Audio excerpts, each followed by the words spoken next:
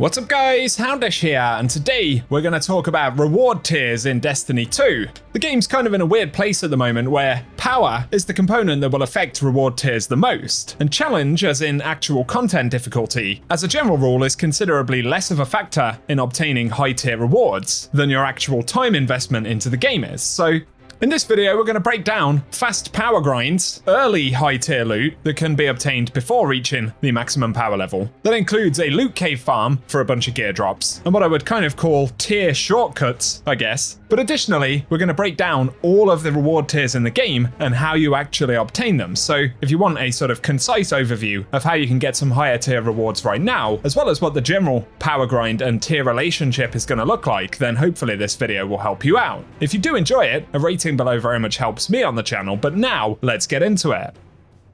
So, in terms of grinding power quickly, I'm sure most of you know this already, but the most efficient way to do it is in what players are calling the mines. This actually refers to solo ops.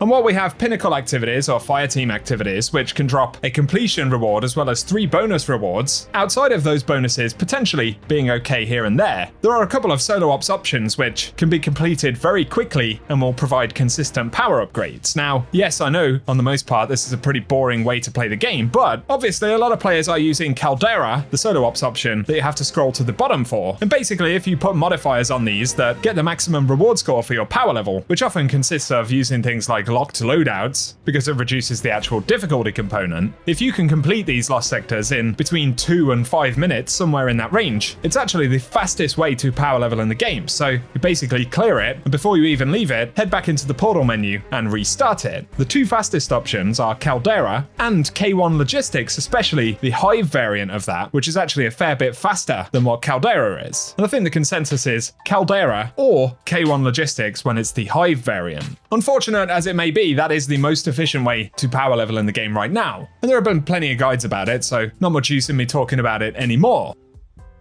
Here though, let's speak about reward tiers. So 2 primary things will affect the tier of rewards that you earn. The first is your character power, as many of us already know, but somewhat less known is that tiered rewards are additionally affected by your Guardian rank in a bunch of content, most obviously with some of the event rewards, things like Arms Week or Solstice. So there are a few different mechanics at play, and most of them are not actually outlined anywhere in the game, so they're essentially community discovered. But in terms of tier sources, right now with the Solstice event active, all gear rewards are dropping at tier +1, so they're basically a tier higher than what we see in most other Portal content. If you're playing Solstice at between 200 and 300 power, standard tier drops will be tier 3, with a small chance of getting tier 4 holo foils, but if you're above 300 power, standard drops are tier 4, with a small chance of getting tier 5 holo foils. So right now in the Solstice event, it's a very good way to farm for higher tier rewards. Hopefully we'll see a similar thing with future events, but for the moment this is a pretty big boost for anyone who wants to play the event content.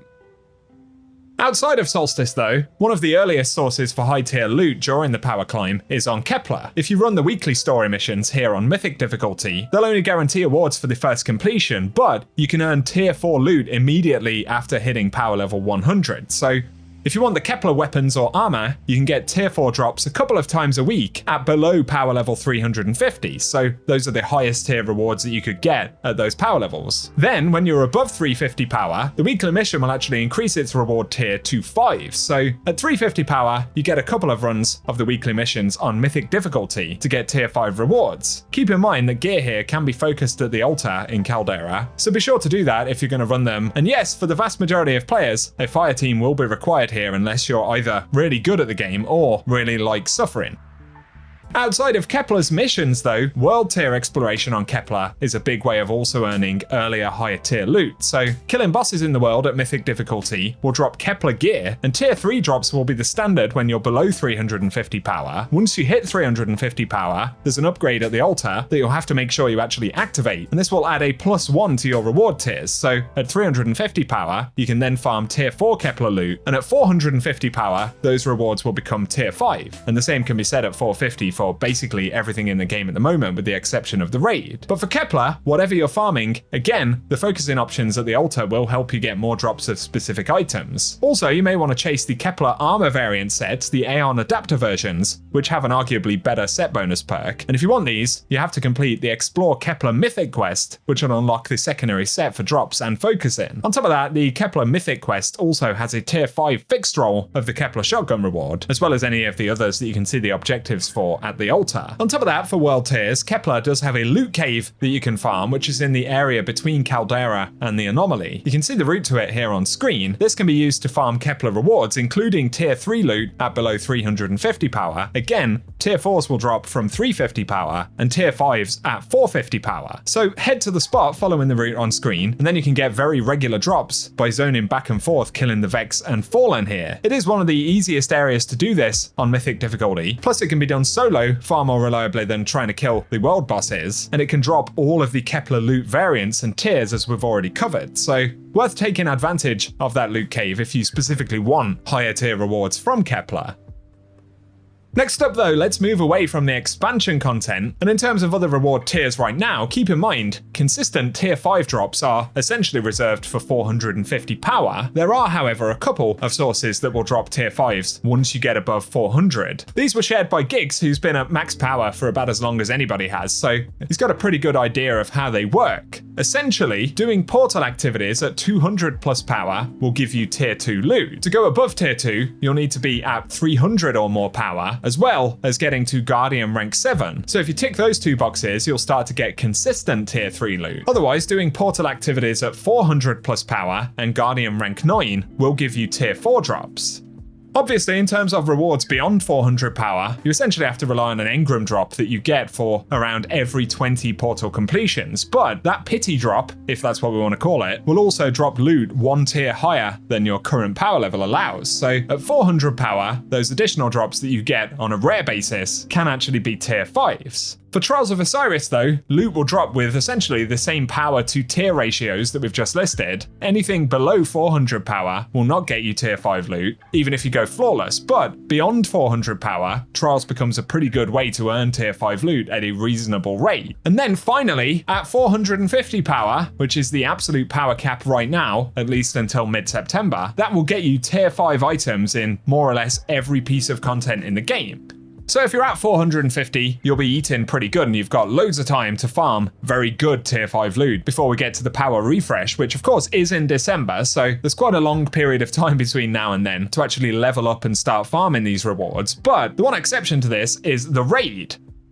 Playing the raid at below 300 power will basically get you at best tier 1 rewards, and then playing the raid at 300 plus power will give you tier 1 or 2 drops, but you can improve those tiered rewards up to tier 4 by applying challenging modifiers, the feats, that adjust the combat difficulty for the raid. So to get tier 4 raid loot right now, you have to play a very, very difficult version of Desert Perpetual for chances to get that tier. In terms of tier 5 raid rewards though, these are currently entirely reserved for After Ashen Iron, which drops in September. At that point, we'll get a new challenge update for the raid, which will enable tier 5 loot to start dropping if you play the even harder version of it. So tier 5 loot and easier tier 4 loot from the raid right now are essentially time gated. And that's the full chart of how loot tiers and the relationship between tiers and power level actually work. Not to mention the interspersion of Guardian rank requirements being thrown into the mix as well. And those Guardian rank requirements, as we've discussed in separate videos, also affect rewards that we get from events. So best we understand it is that event loot allows us to focus for tier 2 after Guardian rank 5, tier 3 will require Guardian rank 7, and tier 4 requires Guardian rank 9. That's in relation to events like Arms Week. And so for my thoughts on this, well, I'm actually not going to go into the power grind and tier relationship conversation any more than I already have. You guys who watch me a lot will know how I feel about some of those elements. The one component that is especially strange though is the way that Bungie have kind of gated higher tier rewards from the raid to drop later on. The raid is the one instance in the game right now where playing a very high difficulty version of it actually results in higher tier rewards. But if you're looking at raid rewards you can get at 300 power versus what you can get from the portal at 300 power, it's pretty bonkers that the raid actually drops considerably worse loot, essentially, than activities which are quite a bit easier to actually complete. So I think that component of it is pretty strange. It's nice that during this power climb, there is at least the opportunity to earn higher tier rewards from destinations like Kepler. The expansion content sort of ignores a little bit of the rules that Bungie have put in place in Portal activities. That's why, given that I've been getting tier 4 loot from Kepler, even though I'm not at a high enough power level to get consistent tier 4s or tier 5s dropping from Portal activities, I've kind of just gone for the Kepler stuff to get the stats. And I can at least use that armor during the grind up to 400 power, and then I'll just replace it all with stuff that I can get from Pinnacle Ops or whatever once I do get to 400 power. The one thing I'll say overall is that the requirements for certain power levels and Guardian ranks, and the fact that they all appear to be slightly different depending on what content you're actually playing, also the fact that that's not displayed anywhere in the game, I personally think is pretty convoluted.